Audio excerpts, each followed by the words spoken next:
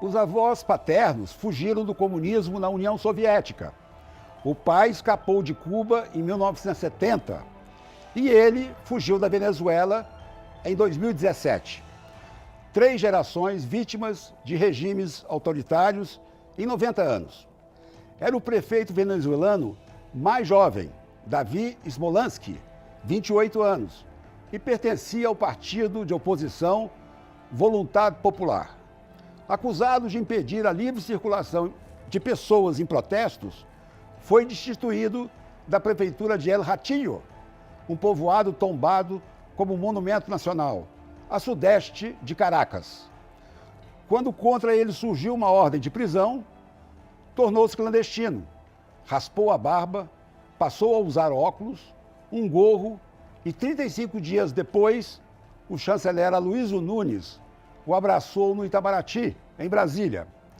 Agora exilado, Smolansky se encontra com embaixadores latino-americanos, congressistas, refugiados e, diz ele, com qualquer um a favor de um país com democracia e liberdade. Do Brasil, ele foi para Washington, de onde ele fala agora para um olhar sobre o mundo. Boa noite, Smolansky. Como se sente agora, Oi. Num país livre, algo que sua geração não conheceu na Venezuela? Boa noite. Falo um pouquinho português. Muito obrigado por la invitación. Es importante estar acá en Washington, donde ya llevo un año exiliado y el trabajo que he venido haciendo es por el rescate de la libertad en Venezuela, por la restitución de la democracia y sobre todo para que casi 4 millones de venezolanos que se han ido en contra de su voluntad puedan volver. Si bien es cierto, uno pues, puede apreciar la libertad que hay en los Estados Unidos, debo decir al mismo tiempo que yo no me considero un individuo 100% libre, porque mientras no pueda volver a mi país y mientras mi familia siga estando allá en Venezuela y yo separado de ellos, y mientras siga habiendo tanta gente que se está yendo, generando el peor éxodo que haya habido en la historia de América Latina, pues no me siento completamente libre. Smolansky, no Brasil, um novo presidente foi eleito e assume no começo do ano novo. Tanto o presidente Trump e seu secretário de Estado, Mike Pompeo, já falaram com ele sobre a Venezuela. O que se pode esperar de novo? Muito importante. Presidente Bolsonaro falou con el presidente Trump. Nosotros esperamos que el presidente Bolsonaro ayude con otros presidentes de América Latina a seguir incrementando la presión de la comunidad internacional para debilitar la dictadura de Nicolás Maduro, porque esta es una dictadura que no solamente afecta a los venezolanos, sino también afecta a los latinoamericanos. Y también esperamos del presidente Bolsonaro a que mantenga las fronteras abiertas y que Brasil sea un país que siga acogiendo a los venezolanos, que se implementen las mejores políticas para darle protección y atención a los migrantes y refugiados venezolanos.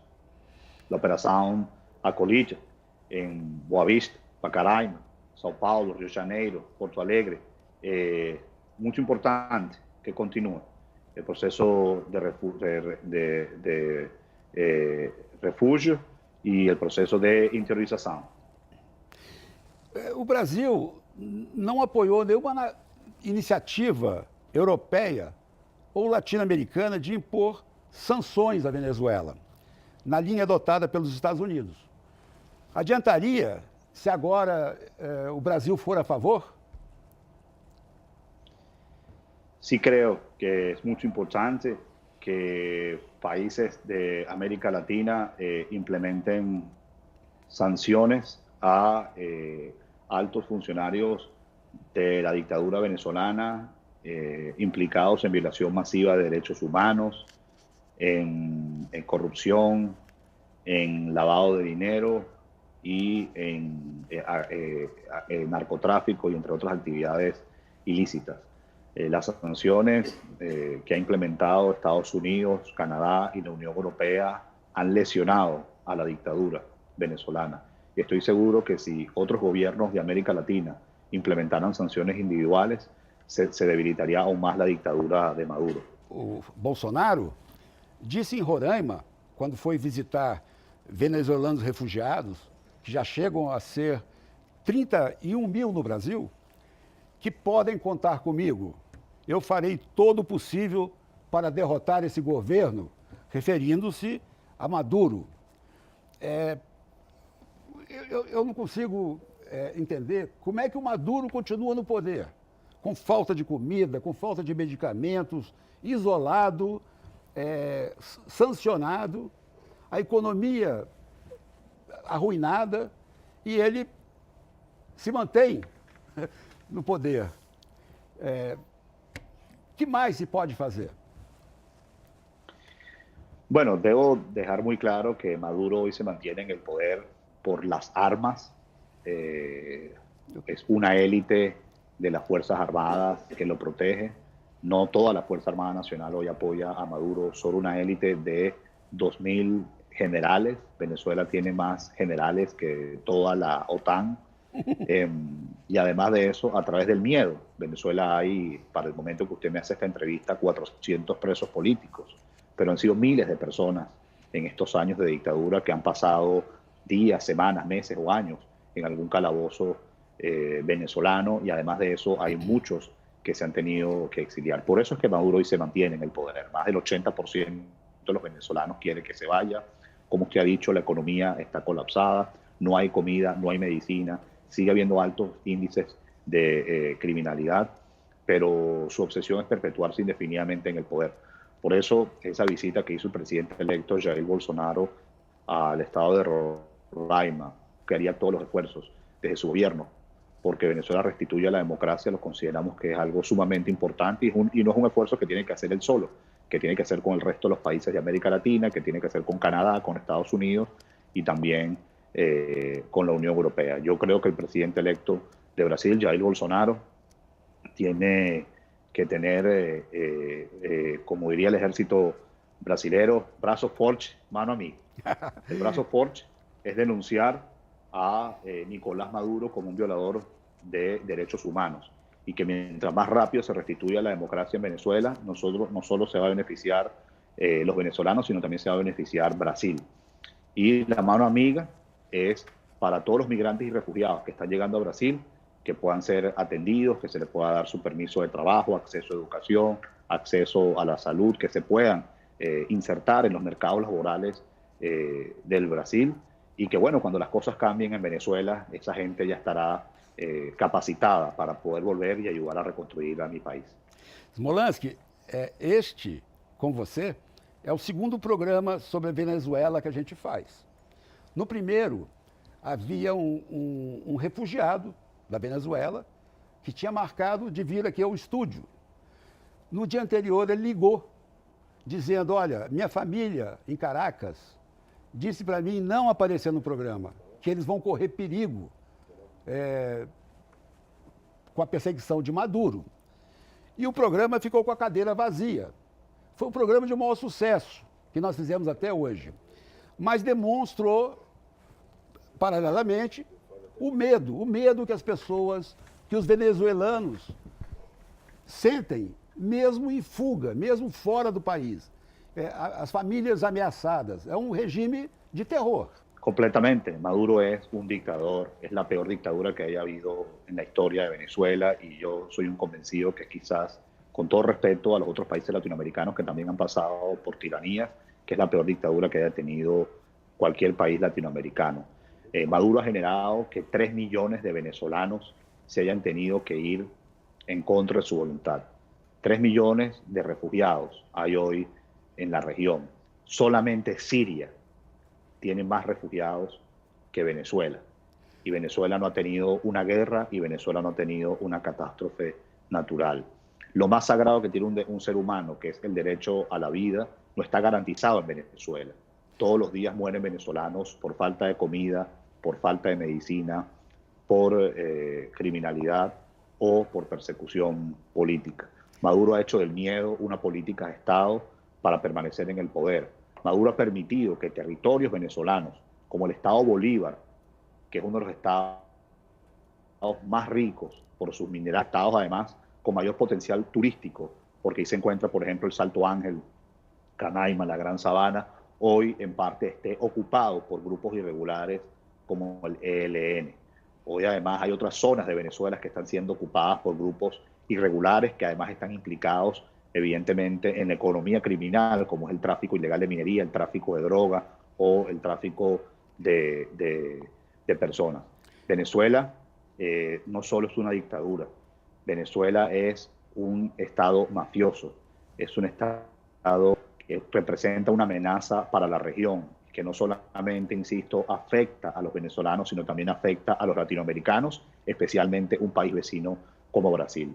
Nosotros queremos en Venezuela que haya libertades y no restricciones, que haya oportunidades y no incertidumbre, que haya justicia y no impunidad y sobre todo que haya democracia y no dictadura. Nosotros queremos tener con Brasil en un nuevo gobierno democrático las mejores relaciones, donde haya un intercambio comercial creciente, donde los brasileños puedan visitar a Venezuela y los venezolanos podamos visitar a Brasil, pero visitarlo no por escapar, sino visitarlo para invertir, visitarlo para el turismo.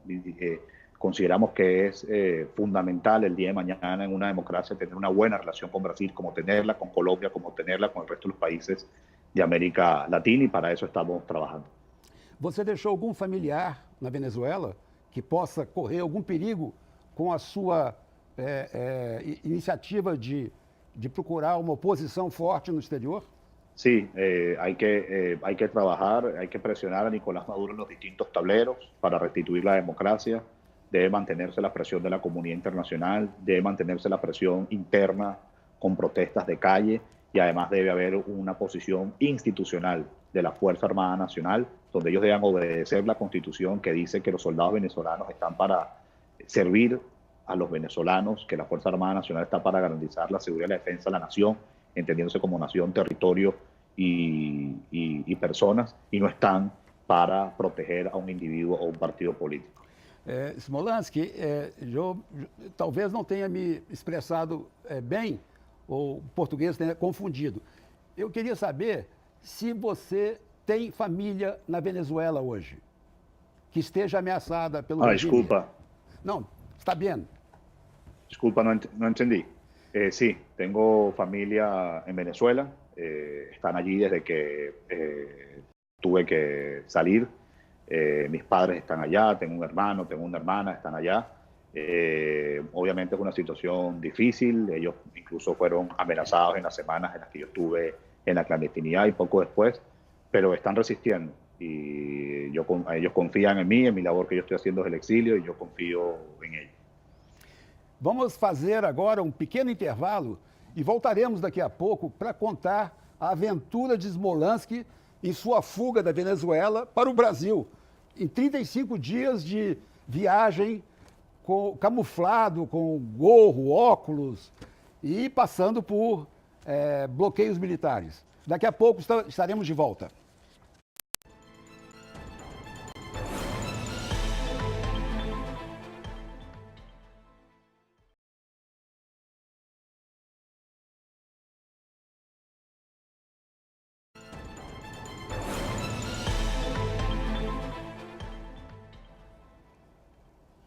Um Olhar sobre o Mundo está de volta.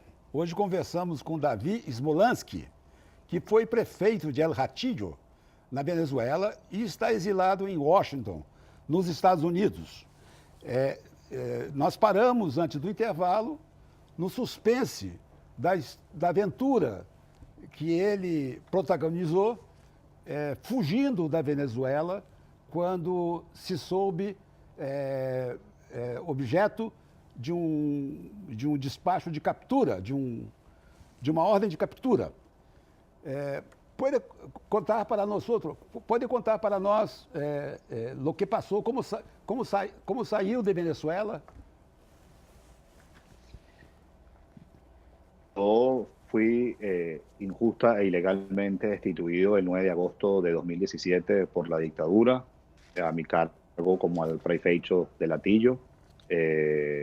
Además, tengo una orden de aprehensión al el centro de reclusión del Helicoide, que fue el mismo centro de reclusión donde asesinaron a el concejal Fernando Albán. Esta situación me obligó a mí a irme 35 días en la clandestinidad. Tuve que recorrer más de 1.100 kilómetros, pasar 35 puntos de control de la Guardia Nacional venezolana y hasta que por la selva brasileña, venezolana, pues pude llegar.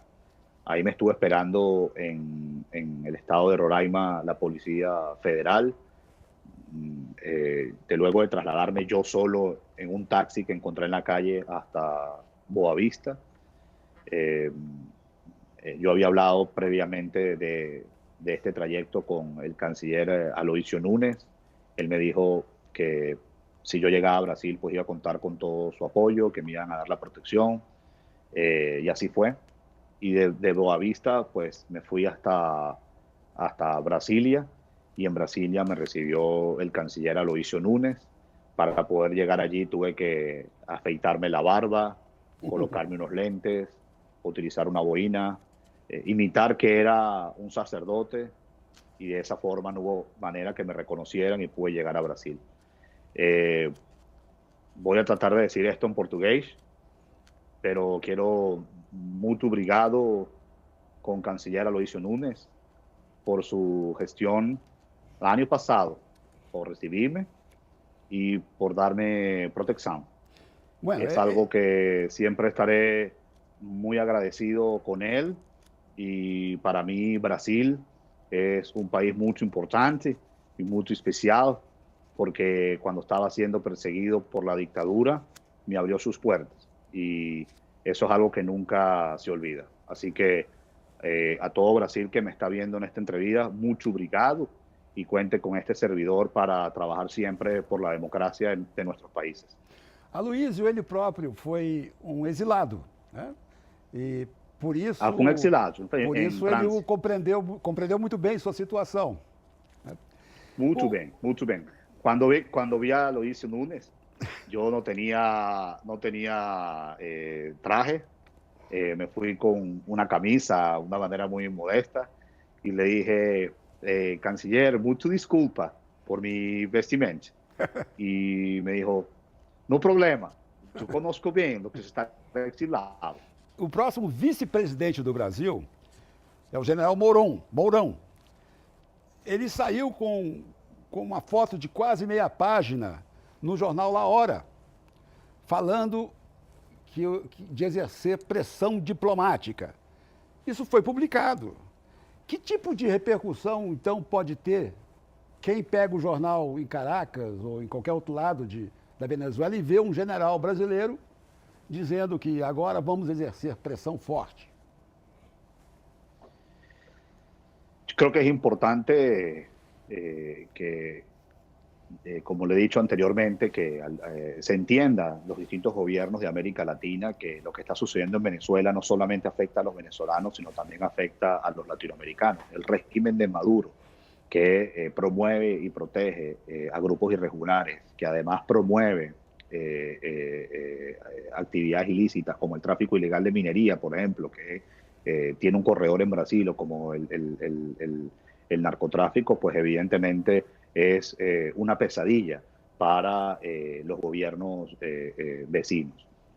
Por eso es muy importante la presión de la comunidad internacional para que en Venezuela se restituya el Estado de Derecho, se restituya la democracia y se recupere nuestras libertades. Pues cuando tienes un régimen que sirve de refugio para grupos irregulares y además de eso promueve la economía criminal, pues evidentemente es una amenaza para la región. Y es algo del cual, por ejemplo, he conversado con el presidente de Colombia, Iván Duque, que los grupos guerrilleros en Colombia están reclutando a menores de edad para llevárselo a los cultivos ilícitos, y les cuesta mucho más económico por el problema que hay en Venezuela. Entonces, Maduro representa una amenaza para la seguridad de los países vecinos, para Colombia, para Brasil, por este tipo de actividades. Por eso es muy importante que se tenga una posición firme, que se tenga una posición clara y que se entienda que restituyendo la democracia en Venezuela no solo nos beneficiamos los venezolanos, sino también los latinoamericanos. Smolansky, os jornais venezuelanos e também colombianos falam de uma movimentação na fronteira do ELN, Exército de Libertação Nacional. O que esses militares, militantes, guerrilheiros, estão fazendo na fronteira? Eles estão querendo prosseguir para Caracas ou eles estão só com o narcotráfico por ali? Hay presencia del ELN y disidentes de las FARC y otros grupos irregulares como el Frente Bolivariano de Liberación en la frontera. Y se dedican, insisto, a actividades ilícitas como el narcotráfico y el tráfico ilegal de minería. Ocupan territorios, esta ocupación ha hecho que mucha población haya sido desplazada de manera forzosa o vive bajo el miedo, bajo las leyes que ellos imponen. Ellos están allí porque tienen protección de Maduro, así como la tuvieron en su momento de Hugo Chávez, y forman parte de esos pilares que hoy hacen que Maduro se mantenga en el poder. Y eso evidentemente lesiona la seguridad de Brasil, así como también lesiona la seguridad de Colombia, y por cierto, coloca en una situación muy vulnerable a las decenas de miles de venezolanos que todos los días cruzan la frontera por Colombia, pero también a los casi 1000 venezolanos que llegan todos los días a la frontera en Brasil, en Pacaraima. Y si me permite, discúlpeme que me extienda, yo quiero aprovechar para mandarle un mensaje a todos los migrantes y refugiados venezolanos que están en Brasil, especialmente los más de 5000 refugiados venezolanos que están en las carpas de Pacaraima y sobre todo en las carpas de Boavista. Este servidor, que ahora está como coordinador del grupo de trabajo de la OEA para abordar la crisis inmigrante, haciendo todo su esfuerzo para tener un informe donde ahí se le dé las recomendaciones a los países receptores de venezolanos para implementar las mejores políticas para darles atención y protección en cuanto a su regularización migratoria, permiso de trabajo, acceso a la salud, acceso a la educación, a asistencia jurídica, ocupación del tiempo ocio a los menores de edad, así como también capacitarlos, y también queremos asistir a la educación de sus funcionarios de inmigración y sus funcionarios de seguridad para que ellos puedan dar el mejor trato a los migrantes y refugiados venezolanos. Rechazamos cualquier tipo de acción xenofóbica. La xenofobia no es algo que caracteriza al latinoamericano. Venezuela fue un país que por décadas le abrió las puertas a muchos latinoamericanos que sufrieron de dictaduras, que sufrieron de hiperinflación, que sufrieron de conflictos armados. Y bueno, hoy lamentablemente a los venezolanos nos toca huir, y esperemos pues que siempre seamos acogidos mientras esto dure, que esperamos que sea lo menos posible y que rechacemos cualquier tipo de demostración xenofóbica. Jornal que eu li hoje da Venezuela fala que 700 empresas fecharam por falta de matéria-prima.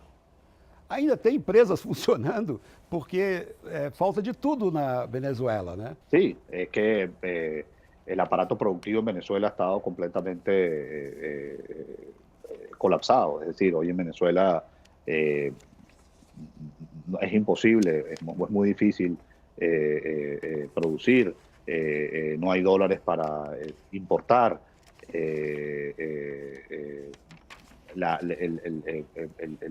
utilizar nuestros suelos que son tan fértiles se ha hecho muy difícil por falta de equipos, se ha hecho muy difícil por la inseguridad. Y bueno, desde que está Hugo Chávez ha sido una política de Estado acabar con el sector privado, tras nacionalizaciones, expropiaciones, confiscaciones, donde muchas de ellas son completamente ilegales. Nosotros creemos en un país donde haya seguridad jurídica para la inversión, nosotros creemos en un país donde hay un sector privado fuerte, nosotros creemos en un país donde el sector privado y el sector público se puedan entender. Nosotros creamos en un país donde a través de la inversión, no solamente el capital nacional, sino internacional, pues mucha gente pueda conseguir empleo, y consiguiendo empleo se pueda superar la pobreza. Nosotros también creemos en un país donde el sector privado tiene una responsabilidad de invertir en programas sociales para ayudar a personas que están en condiciones vulnerables, y estamos enfocados, porque yo estoy seguro que a Maduro le queda muy poco tiempo en el poder, y quienes el día de mañana estemos en gobierno en Venezuela, pues tenemos que ya tener un plan al que hemos venido trabajando para implementar las mejores políticas para sacar a Venezuela hacia adelante y evidentemente mejorar las relaciones con la región. Smolansky, desejamos a você e a Venezuela boa sorte, um ano novo feliz e diferente. Quem sabe nos reencontraremos em Caracas para uma nova entrevista num outro regime, num país que sempre foi bastante rico, e que as pessoas todas fugiram, mas voltarão, né? Com o petróleo que tem. E muito obrigado por ter aceito o convite e enfrentado o desafio de falar, mesmo que sua família esteja ainda na Venezuela, correndo algum perigo por causa da sua pressão externa. Muito obrigado. O programa Um Olhar sobre o Mundo de hoje termina por aqui. A gente se vê novamente na próxima segunda, 15 para as 10 da noite, depois de conversa com Roseanne Kennedy. Até lá!